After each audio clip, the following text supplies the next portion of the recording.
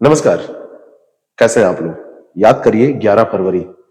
सब लोग बड़े जोश के साथ पेपर देने गए थे। कई महीनों से तैयारी कर रहे थे। पेपर दिया। शाम को पता चलता है कि पेपर लीक हो चुका है, आउट हो चुका है। अगले दिन से मांग होने लगी कि पेपर आउट हुआ है तो इस पेपर को रद्द किया जाए, री एग्जाम होना चाहिए। री एग्जाम कैसे हुआ? जब आंदोलन तक की बारी आ गई। ये हमारा अधिकार था जिसको छीनने के लिए एक साथ लोगों ने हुंकार भरी। पूरे जोश के साथ लोग अपने अधिकारों की मांग करते रहे और वो अधिकार मिल गया। अधिकार हमने छीन लिया, लेकिन अब फिर से री एग्जाम होने जा रहा है। री एग्जाम होगा तो सिलेक्शन के लिए आप एग्जाम देंगे। तो अब बारी आ गई है अपने कर्तव्यों को निभाने की।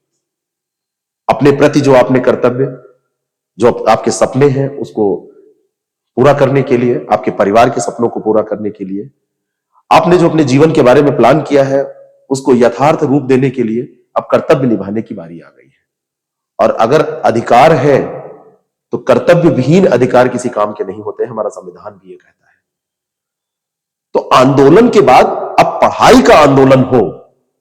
आंदोलन का मतलब क्या होता है? जब सब कुछ हम भूल जाते हैं, भूख प्यास सब त्याग देते हैं। आपने वीडियोस देखे होंगे, लोग उसमें कहते हुए मिले कि सुबह से हमने खाना नहीं खाया है। कोई कह रहा है कि मैं 2-3 घंटे से पानी नहीं पिया हूं। लगातार नारे लगा रहे हैं, पुलिस खदेड़ रही है, लगातार लोगों को पकड़ पकड़ के बंद किया जा रहा है, लाठियां पड़ रही हैं, लेकिन लोगों ने आंदोलन किया।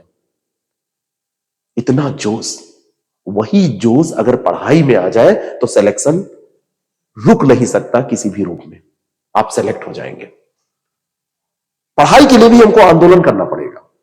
री एग्जाम की मांग हमारा अधिकार था, लेकिन पढ़ाई करना हमारा कर्तव्य है। वहां पे कलेक्टिव प्रयास हुआ तो यह सफल रहा। आंदोलन में भी मैं आपके साथ था, तो आंदोलन के साथ भी और आंदोलन के बाद भी।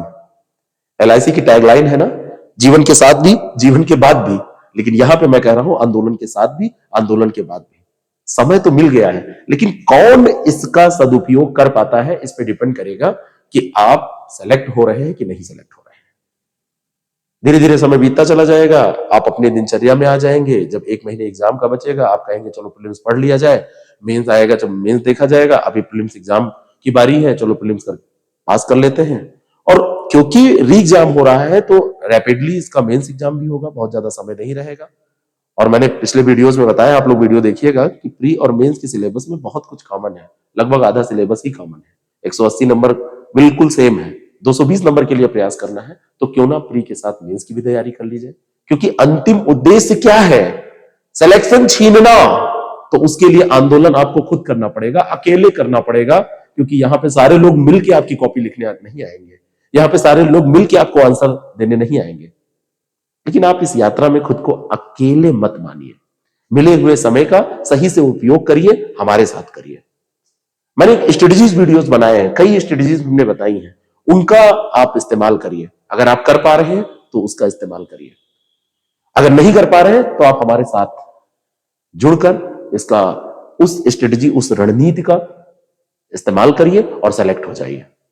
क्योंकि जब तक आंदोलन रत होके पढ़ाई नहीं करेंगे, और ये आंदोलन, क्योंकि वहां पे जोश भरने के लिए बहुत सारे लोग थे। यहां पे आपका पड़ोसी नहीं चाहेगा कि आप उससे बेटर करें।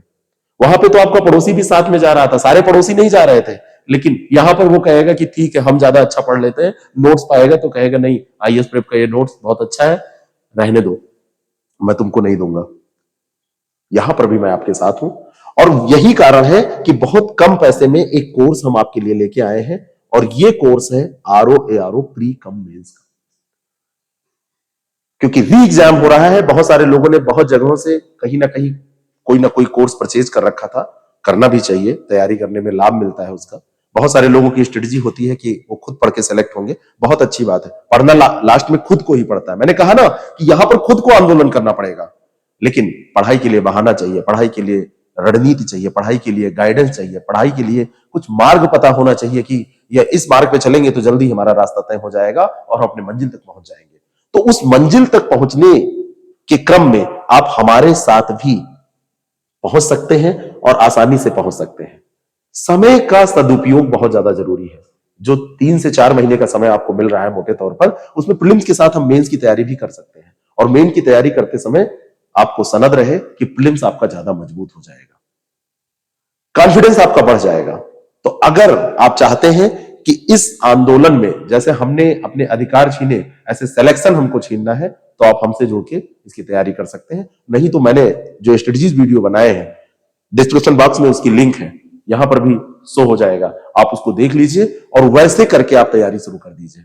लेकिन मैंने वादा किया था कि हर तरीके से आपके साथ रहूंगा, तो सबसे कम पैसे में प्री कम मेंस का बैच हम आपके लिए इसीलिए लेके आए हैं कि आप इस समय परेशान हैं।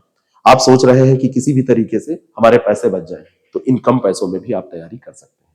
पैसों के कारण आपका सिलेक्शन नहीं रुकने वाला है, पैसों के कारण आपकी तैयारी नहीं रुकने वाली है। इस कारण से हम ऐसा करने जा रहे हैं। कंप्लीट सिलेबस की classes, notes, regular test, regular answer writing, regular guidance, pre और मेंस को एक अच्छे रेशियो में बांट के उसकी तैयारी, प्रीलिम्स के पहले प्रीलिम्स और मेंस दोनों तैयार करना है। लेकिन जब प्रीलिम्स नजदीक आएगा तो केवल प्रीलिम्स के प्रति आंदोलनरत होके प्रीलिम्स में झंडा बुलंद करना है, झंडा गाड़ देना है, और जैसे प्रीलिम्स पास हो जाएगा तुरंत स्टार्ट कर देंगे हम मेन की तैयारी। तो इन दोनों एग्जाम्स को फाइनल सिलेक्शन के लिए आपको तैयार करना जरूरी है, और इसमें हम आपके साथ हैं। मैंने पहले भी कहा था कि आंदोलन के साथ भी और आंदोलन के बाद भी, लेकिन आंदोलन होना चाहिए आपके कर्तव्यों का, आंदोलन होना चाहिए आपकी पढ़ाई का, आंदोलन होना चाहिए सपनों को पाने का। तो जैसे री एग्जाम हम कराने में सक्षम हो रहे हैं, ठीक इसी तरीके से हम सिलेक्शन लेने में भी सक्षम होंगे। और आप यकीन करिए खुद पर और यकीन करिए अपनी स्ट्रेटजी पर, तभी आप सफल हो पाएंगे। Thank you so much.